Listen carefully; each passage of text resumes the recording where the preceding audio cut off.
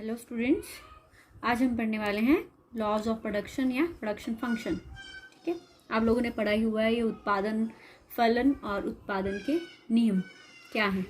आपने प्लस 2 में भी पढ़ा हुआ है। तो क्या होता है, आउटपुट को प्रोड्यूस करने के लिए हमें इनपुट की ज़रूरत होती है। हमें पता ही है लैंड, लेबर, कैपिटल, ये हमारे मुख्य जो है वो आगते हैं।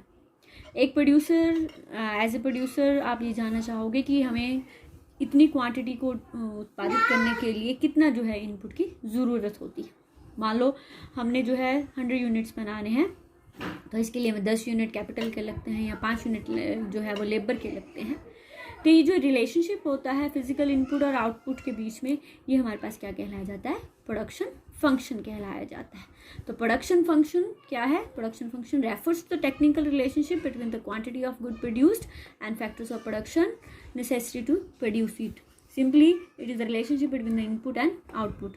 उत्पादन और आगतों के बीच में जो संबंध होता है उसको हम क्या बोलते हैं? उत्पादन फलन बोलते हैं। Y is the function of LKS। Y का मतलब है प्रोडक्शन, एल का मतलब है लेबर, के का मतलब है कैपिटल और एस का मतलब है लैंड। इन दोनों के बीच में जो रिलेशनशिप होता है उसको हम क्या बोलते हैं? प्रोडक्शन फंक्शन बोलते हैं। प्रोडक्शन फंक्शन, उत्पादन फलन। हमने जैसे मांग फलन पढ़ा है कि मांग और उससे रिलेटेड जो संबंधित वस्तु उनके बीच में जो संबंध होता है उसको हम डिमांड फंक्शन बोलते हैं। इसी तरह से डिमांड फंक्शन भी क्या होता है? Demand function is the relationship between the input and output. कितनी यूनिट्स बनाने के लिए हमें कितना इनपुट जो है वो ज़रूरी होता है। टेक्निकली इस रिलेशन को, इस संबंध को जो इकोनॉमिक्स है उसमें क्या कहते हैं? उत्पादन फलन कहते हैं। उत्पादन फलन यानी कि उत्पादन में हमारे पास 2 प्रकार के हम जो है फैक्टर यूज़ करते हैं शॉर्ट रन में। एक फिक्स्ड होते हैं और एक वेरिएबल होते हैं। एक हमारे पास स्थिर है और एक हमारे पास क्या है? परिवर्तनशील है। स्थिर साधन वो साधन होते हैं इन द शॉर्ट रन, जिनको हम जो है उत्पादन में परिवर्तन करने पर चेंज नहीं कर सकते हैं। जैसे हमारे पास हो गया plant, major equipments, building, supply of skilled labour. ये शॉर्ट रन में हमारे पास कौन से फैक्टर होते हैं? फिक्स फैक्टर होते हैं।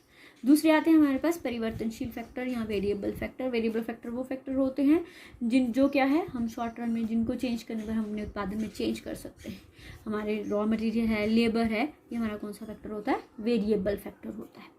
शॉर्ट रन और लॉन्ग रन। लॉन्ग रन में कोई फैक्टर जो है फिक्स नहीं होता। लॉन्ग रन में सारे फैक्टर क्या होते हैं? वेरिएबल होते हैं। लेकिन शॉर्ट पीरियड में कुछ फैक्टर फिक्स्ड होते हैं और कुछ फैक्टर क्या होते हैं? वेरिएबल होते हैं।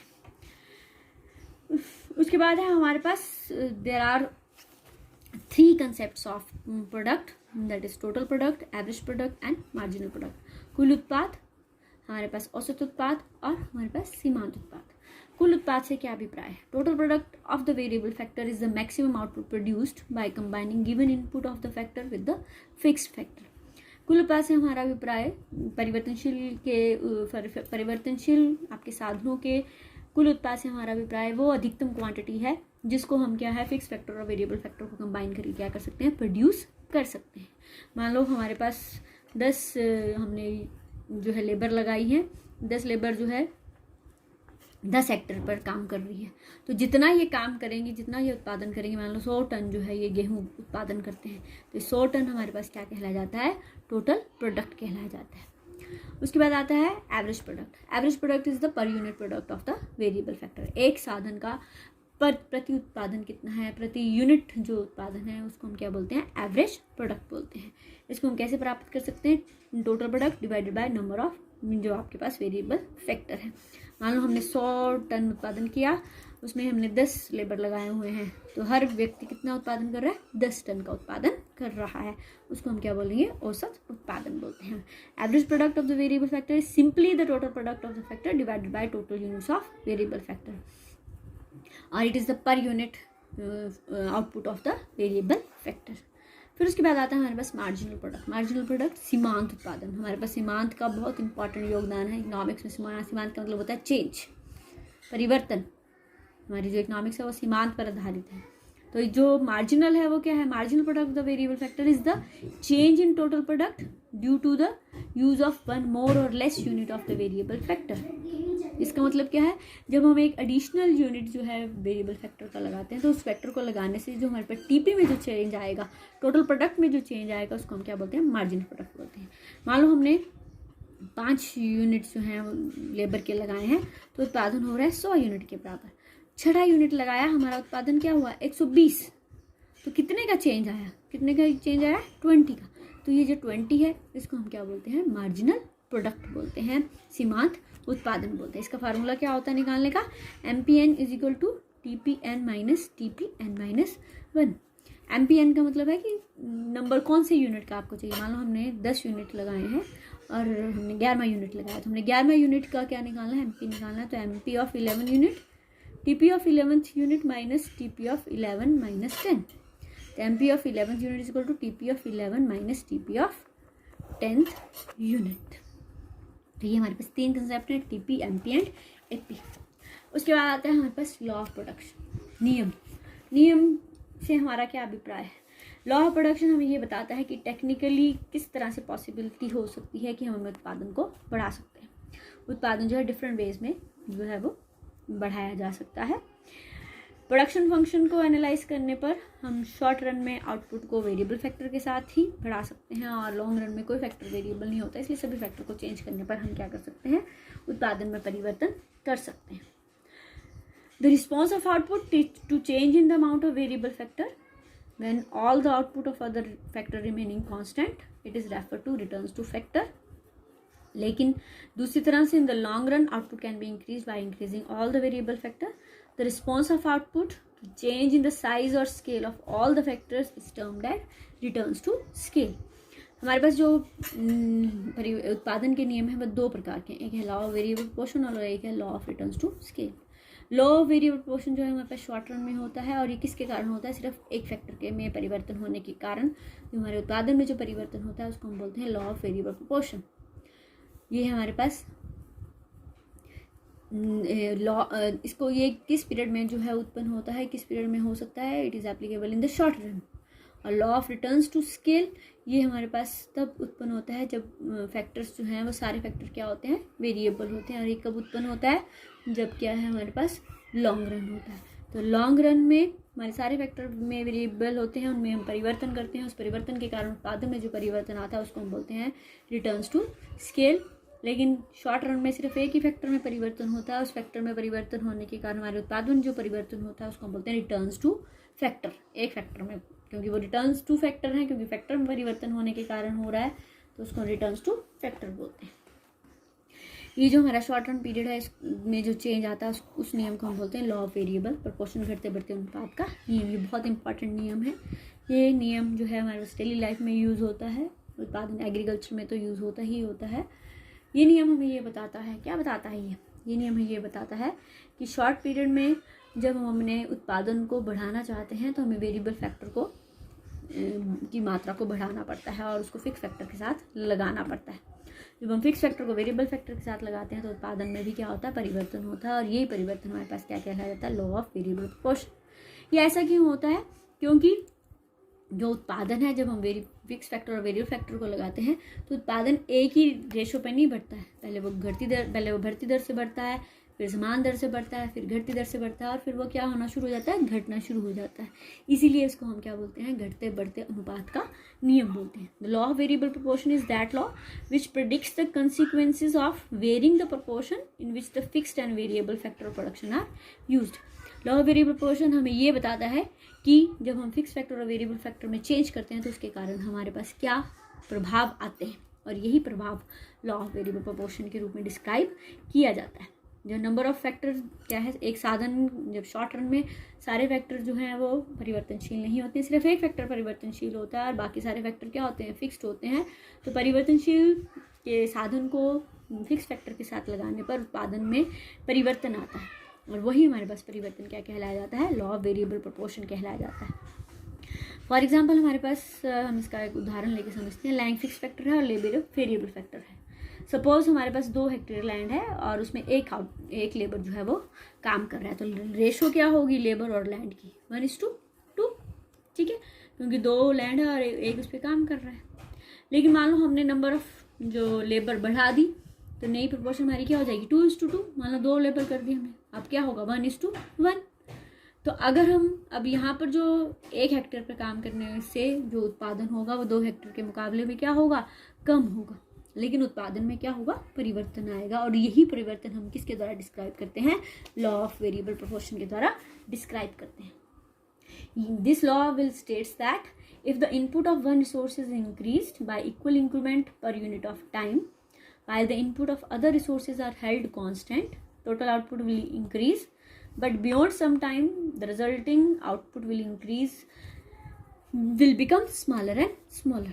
ये हमें ये कहता है कि जब हम एक इनपुट को बढ़ाते हैं और इक्वल इंक्रीमेंट में बढ़ाते हैं और बाकी इनपुट्स को हम समान रखते हैं, तो जो कुल उत्पादन है वो क्या होता है, बढ़ता है, और एक समय के बाद जो उत्पादन में इंक्रीज है वो धीरे धीरे क्या होना शुरू होती है, कम होती है. या फिर इसको हम ऐसे बोलते हैं, when we combine the fixed factor with the variable factor, then the variable factor marginal product of the variable factor first of all increasing at the increasing rate, then increasing at the constant rate, then increasing at the decreasing rate, and as a result of this it goes on decreasing, क्योंकि आप एक समय के साथ वो क्या होना शुरू हो जाता है, कम होना शुरू हो जाता है. जिस तरह से हम बाकी चीज़ें पढ़ते हैं कि नियम की कुछ मान्यताएं होती हैं, इस नियम की भी क्या है, मान्यताएं हैं.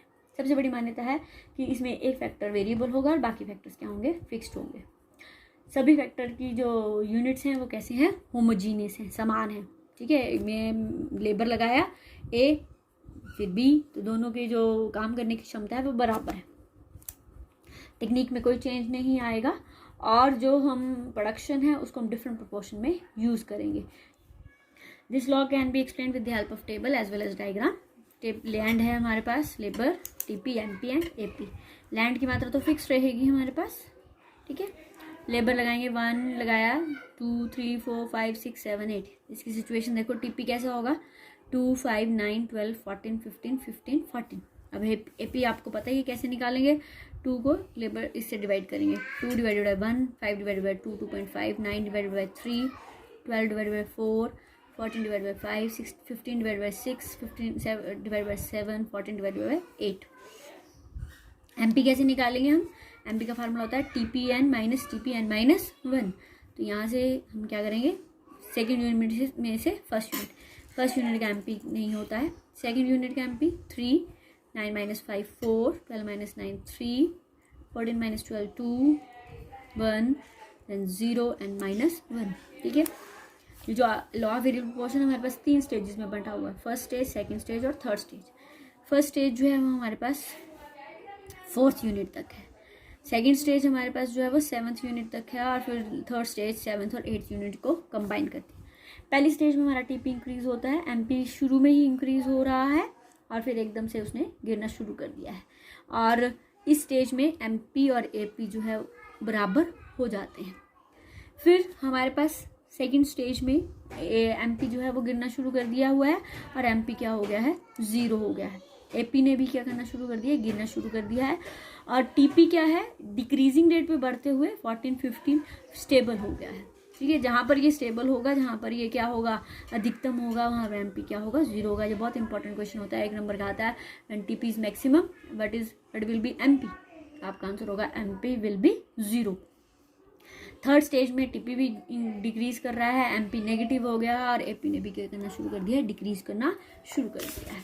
ये 3 स्टेज में बटा हुआ है. इसका मैं डायग्राम आपको बताती हूँ कैसे बनेगा.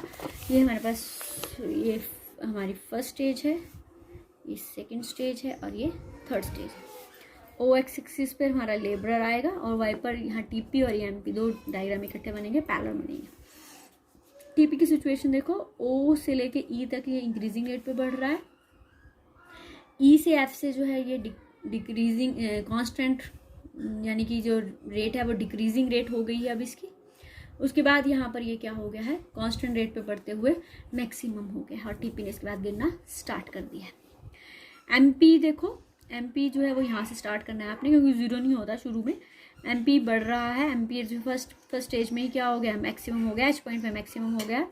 जब ये स्टेज जो है ये हमारी फर्स्ट स्टेज है, जब हमारी फर्स्ट स्टेज में ही ये क्या हो गया, मैक्सिमम हो गया और फिर इसने गिरना शुरू कर दिया और ये एपी के बराबर हो गया आई पर. ठीक है, और इसके बाद सेकंड स्टेज में 0 हो गया और उसके बाद ये नेगेटिव हो गया है. एपी भी यहीं से स्टार्ट करेंगे, क्योंकि जो हमारा एपी और एमपी और टीपी है वो बराबर ही है फर्स्ट उसमें. तो जो हमारा एपी है वो क्या हो रहा है, इंक्रीज कर रहा है फर्स्ट स्टेज पे. फर्स्ट स्टेज में ये एमपी के बराबर हो गया है, सेकंड स्टेज में इसने गिरना स्टार्ट कर दिया और ये कंटिन्यूसली क्या होता जा रहा है, गिरता जा रहा है. तो ये हमारा 3 स्टेजेस का टेबल है, बहुत इंपॉर्टेंट डायग्राम है, ये सेल्फ एक्सप्लेनेटरी है कि यहाँ से क्लियर पता चल रहा है टीपी पहले इंक्रीजिंग रेट पे बढ़ रहा है, फिर डिक्रीजिंग रेट पे बढ़ रहा है, फिर कांस्टेंट रेट पे बढ़ते हुए मैक्सिमम, फिर उसके बाद गिनना शुरू कर दिया। यहाँ पर एमपी की सिचुएशन देखो, मैक्सिमम है ये, यहाँ पर मैक्सिमम, फिर इसने गिनना स्टार्ट कर दिया, यहाँ पर ये एपी के बराबर हो गया, यहाँ 0 हो गया, यहाँ नेगेटिव हो गया। एपी जो है वो बढ़ रहा है फर्स्ट स्टेज में, इसके बाद जहाँ पर ये फर्स्ट स्टेज खत्म हो रही है वहाँ पर एमपी के बराबर है, फिर इसने गिरना स्टार्ट किया और गिरना जारी रखा हुआ है। अब क्वेश्चन ये अराइज होता है कि जो एक फर्म है वो कौन से जो फैक्टर है कौन से स्टेज में काम करना शुरू करती है, कौन से स्टेज में ऑपरेट होती है, तो सेकंड स्टेज में ही ऑपरेट होती है, क्योंकि सेकंड स्टेज में एमपी क्या है हमारा पॉजिटिव है, और यहाँ पर जो है टीपी कौन सी रेट से बढ़ रहा है, डिक्रीजिंग रेट पर बढ़ रहा है, और एपी जो है वो डिक्रीज हो रहा है। तो इस तरह से हम क्या करेंगे, जो हमारा ऑप्टिमल जो आपकी स्टेज होती है वो कौन सी स्टेज होती है, सेकंड स्टेज होती है। उसके बाद नेक्स्ट है आपके पास कंडीशंस ऑफ और causes of application of this body law. Causes of क्यों ये लॉ जो है ऑपरेट होता है, 3 कारण है। पहला है इनडिविजिबिलिटी ऑफ फैक्टर्स, साधनों की अविभाज्यता। जो हमारे फिक्स फैक्टर है वो क्या है, हम उनको तोड़ नहीं सकते, चाहे हमें छोटी सी सुई बनानी तभी हमें बड़ी मशीन की ज़रूरत होती है। तो शुरू में जो इंक्रीजिंग रिटर्न है वो इसी के कारण जो है उत्पन्न होती है। जब हम फिक्स फैक्टर को वेरिएबल फैक्टर के साथ लगाते हैं तो वेरिएबल फैक्टर के लगाने पर हमारा जो है डिवीजन ऑफ लेबर बढ़ता है, फैक्टर की एफिशिएंसी बढ़ती है, कोऑर्डिनेशन भी बहुत अच्छा होता है, मार्जिनल प्रोडक्ट भी बढ़ता है, टोटल प्रोडक्ट भी बढ़ता है, और जो हमारा इंक्रीजिंग रिटर्न वाली स्टेज है वो यहाँ पर उत्पन्न हो जाती है। दूसरी है चेंज इन फैक्टर रेशो। जो हमारे साधन अनुपात है उसमें क्या होता है, परिवर्तन होता है। ये जो किसके कारण, ये जो कारण है स्टेज ऑफ डिमिनिशिंग रिटर्न का उत्पन्न होने का मुख्य कारण है। जब हम फिक्स फैक्टर और वेरिएबल फैक्टर को लगाते हैं तो धीरे धीरे जो उनकी रेशो है, उनका जो अनुपात है वो क्या होना शुरू हो जाता है, गड़बड़ाना शुरू होता है। शुरू में हमने पहले एग्जाम्पल पढ़ा था, जो रेशो थी वो क्या थी हमारे पास, 1:2 थी, लैंड 1 थी और लैंड जो थी वो 2 थी और लेबर जो था वो 1 था। लेकिन जब हम जैसे जैसे लेबर को बढ़ाते जा रहे हैं उनकी रेशो क्या होती जा रही है, कम होती जा रही है। जब एक कम रेशो के साथ एक ज़्यादा रेशो लगाते जाएंगे तो उनकी जो आपस की जो कोऑर्डिनेशन है वो ख़त्म हो जाती है, जिसके कारण हमारा जो आउटपुट है वो क्या होना शुरू हो जाता है, डिक्रीज होना शुरू हो जाता है। और थर्ड है हमारे पास इम्परफेक्ट सब्स्टिट्यूट्स, अपूर्ण स्थानापन्नता। मिसिस जॉन रॉबिन्सन ने सबसे इम्पॉर्टेंट जो रीज़न दिया था वो था इम्परफेक्ट सब्स्टिट्यूट्स। इम्परफेक्ट सब्स्टिट्यूशन का मतलब है कि जो फैक्टर्स हैं वो आपस में अपूर्ण स्थानापन्न है। इसका मतलब है कि कैपिटल को लेबर की जगह और लेबर को कैपिटल की जगह पूर्णतः हम लगा नहीं सकते हैं। अगर ऐसा पॉसिबल होता तो ये नियम क्या हो जाना था, हमारे पास लागू ही नहीं होना था। हमने क्या करना था, पहले लेबर लगानी थी, उसको यूटिलाइज करना था, फिर हमने कैपिटल लगानी थी, हम कैपिटल लगा रहे हैं तो फिर हम लेबर लगा लेते हैं। लेकिन ऐसा नहीं होता है। लेबर और कैपिटल एक दूसरे के क्या है, इम्परफेक्ट सब्स्टिट्यूट हैं, अपूर्ण स्थानापन्न है, पूरी तरह से स्थानापन्न नहीं है। तो ये फैक्टर जो है हमारे पास, अगर हम अकॉर्डिंगली हम एक फैक्टर को दूसरे की जगह जो है वो सब्स्टिट्यूट नहीं कर सकते हैं। इसलिए जब फिक्स फैक्टर और वेरिएबल फैक्टर को कंबाइन किया जाता है तो एक एप्रोप्रिएट रेशो नहीं रहती है, तो मार्जिनल प्रोडक्ट जो मार्जिनल प्रोडक्ट है वो क्या होना शुरू हो जाता है, डिमिनिश होना शुरू हो जाता है। तो ये बहुत इंपॉर्टेंट हमारा टॉपिक है, लॉ ऑफ वेरिएबल प्रोपोर्शन।